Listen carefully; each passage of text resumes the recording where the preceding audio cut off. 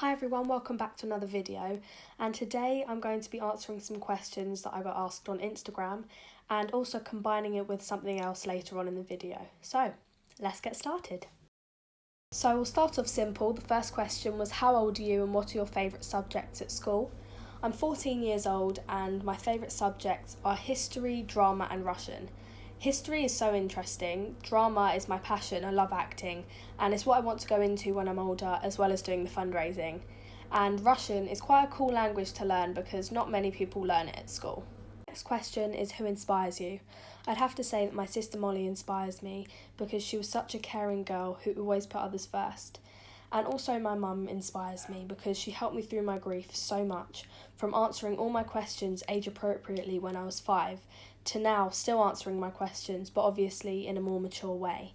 And whilst doing this, she's still going through her grief. She's just such an incredible woman. Also, I'd say that Angelina Jolie inspires me because, as I said before, I want to go into acting when I'm older, and she is an incredible actress, but also at the same time is an incredible role model. She is an ambassador for loads of different charities and does lots of charity work. So I think she's definitely my role model and is what I aspire to be when I'm older. The next question is, what inspired you to speak publicly? Besides it being one of my coping strategies for grief, which I'll get onto later in the video, it's also a great way to raise awareness for different subjects. I think with public speaking and talking about your own experiences, it inspires people and hopefully helps them deal with whatever they're going through. What's the most crucial part in overcoming a challenge? I think for me, it's telling yourself you can do it and telling yourself that whatever you put your mind to, you can achieve. It's about having a positive mindset. If you have a positive mindset, then you will be determined to overcome that challenge. Whatever circumstance it may be, there's obviously going to be obstacles in your way, but push past them. Every single obstacle you overcome is only making you stronger. So whatever circumstance you may be in or whatever you're going through, there's always the light at the end of the tunnel and you can overcome that challenge. So the next question is about future fundraisers I have planned. So I have lots of ideas that I would love to do, maybe some new ideas and some that we've already done but with a little bit of a twist. I'm not going to be talking about them too much because some might not be able to happen, some obviously will be able to happen, so I'm not going to talk about them too much.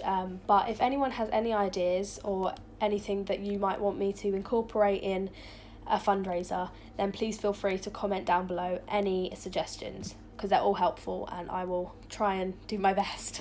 So I had a lot of questions about my coping strategies for grief and how I coped with losing my sister at such a young age. So I thought I'd incorporate it with this video. My number one coping strategy is to talk. I cannot stress enough how much this helps. It's so much better to let it all out than bottle it up. I always say, think of yourself as a balloon. You're pumping the balloon up with all of your feelings and emotions, and over time it grows and grows, and one day it will burst. And all of these feelings and emotions will come pouring out and you won't be able to control it. Whereas if you talk about it to someone, whether it be a family member or a counsellor or a friend, it's so much help and it will be so much better for you in the long run. I know for a lot of people it's very hard opening up and talking about it initially, but if anything, it makes you look stronger, whereas a lot of people think it makes you look weak, but it absolutely does not. Because you're showing that you can talk about your feelings and it shows yourself that you are stronger than you think you are.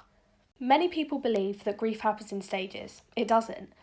Think of it as a spiral. All these feelings and emotions can happen at any point in your life. And just because you feel one emotion at one point doesn't mean it won't happen again at another point. And with this spiral, it shows you that grieving never stops. And it doesn't. It's just how people choose how to deal with it. Another one of my coping strategies is keeping my sister's memory alive. Through my public speaking, I'm able to do this. I'm not saying everyone has to do public speaking because I know it's not everyone's cup of tea, but it's my personal way to deal with it. But another way we keep her memory alive is by letting off balloons every year on her birthday and the anniversary of her death.